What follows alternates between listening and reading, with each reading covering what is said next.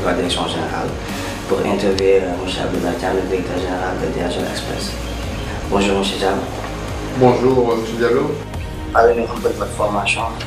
Alors, je suis un produit de l'école sénégalaise. Bon, j'ai fait peut-être des études primaires et secondaires en France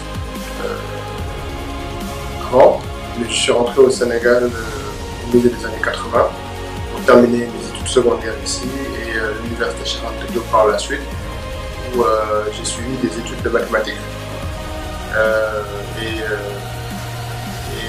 Je suis titulaire de maîtrise en mathématiques appliquées à l'informatique. Ah, ok. Donc, qui ne me prédestinait pas forcément à faire ce que j'ai fait à DHL, surtout notamment dans le domaine commercial. Mais bon, quand vous savez faire des mathématiques, vous savez un peu tout faire dans la vie, quoi. Ouais, c'est ça. Mais comment ça s'est passé, le fait d'avoir fait 5 ans de mathématiques appliquées à l'informatique et tout de suite viré pour entrer au niveau de DHL? Bon, alors, comment ça se fait? Bon, souvent le hasard aussi, le hasard, ce que nous n'arrivons pas à expliquer ou à justifier, hein, nous met devant des situations telles que celle-ci. Après, comme je disais, hein, une fois que les prédispositions à faire certaines tâches sont là, on peut se mettre sur n'importe quel métier. Mon opportunité à moi, c'était de rentrer dans DHL. Mon background m'a servi au début.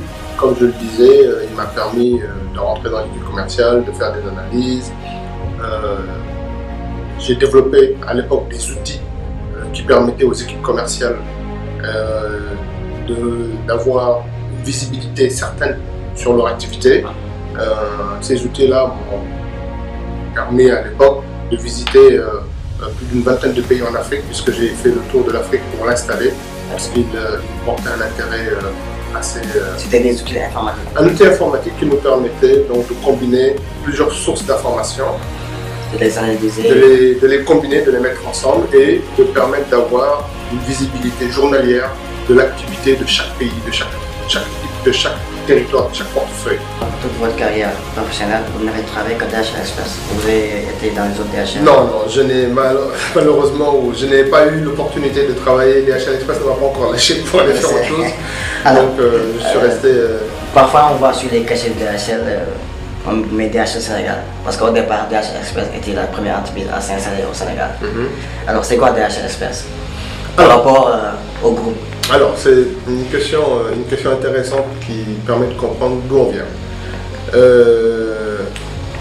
DHL, comme vous le savez, comme son nom l'indique, a été créé par 3 individus, Dalsey, Hilbloun et Lin. 3 jeunes entrepreneurs, qui étaient basés, américains, qui étaient basés à San Francisco et qui ont eu cette géniale idée de mettre de l'express dans le transfert des documents, notamment de connaissances entre le port de San Francisco et le port de Honolulu.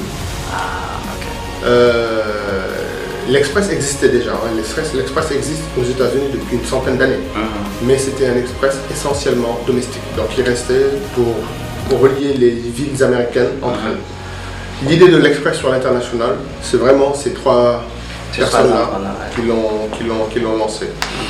Et entreprise qu'ils ont créée en 1969. En 2 ans, l'entreprise existait déjà dans plusieurs pays. 78, si je ne me trompe, DHL s'installe en Afrique du Sud et en Égypte. Donc même pas 10 ans, après 10 années d'existence, l'entreprise était déjà présente sur le continent africain.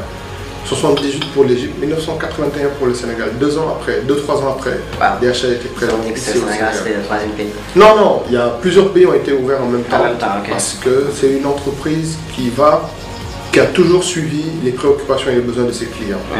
Les clients américains ont besoin d'avoir une présence sur le continent asiatique. Dans les 2 mois qui suivent, DHL envoie des émissaires, ouvre des bureaux et commence à créer des relations entre les États-Unis et l'Asie. les clients européens ont besoin d'avoir des relations avec l'Afrique, DHL va ouvrir des bureaux en Afrique pour. Et donc, c'est comme cela qu'au fur et à mesure, DHL a fini par s'installer dans près de 220 pays à travers le monde. Donc ça, c'est l'existence de DHL tout court, la première entité. En 2000, la Poste allemande, donc le groupe Deutsche Post, a entrepris l'acquisition de DHL et d'autres entités, puisque le groupe avait une mission qui était de devenir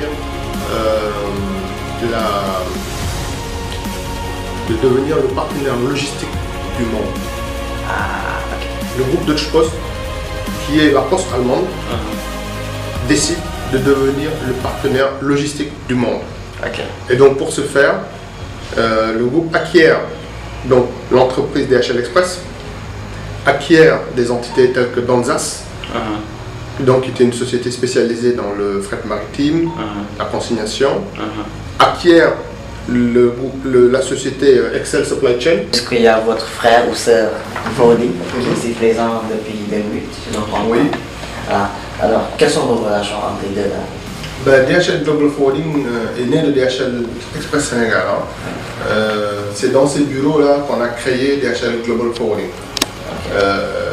D'abord en tant que représentant, ensuite en tant que département, et ensuite ils sont devenus une division à part. Donc, nous sommes sur des cœurs de métiers différents.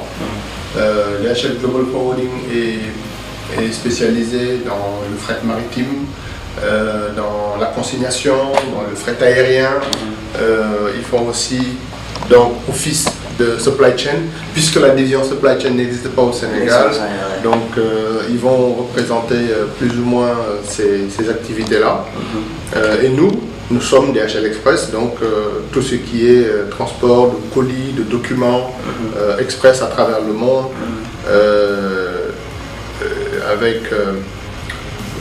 nous faisons aussi un peu de logistique, n'est-ce pas? Mais c'est une logistique qui est plus fine, plus affinée que la logistique que DHL Supply Chain fait. Donc la logistique de DHL Express, elle sera plus sur tout ce qui est spare parts, donc tout ce qui est,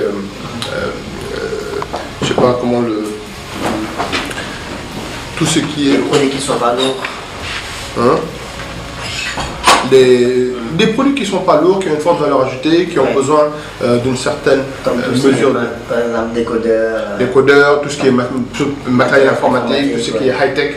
Donc, que nous faisons pour certains clients, que je peux citer comme HP, comme Ericsson, IBM. Voilà, donc ces gens pour lesquels le besoin en logistique est un besoin assez particulier, et ça, c'est DHL Express qui le prend en charge.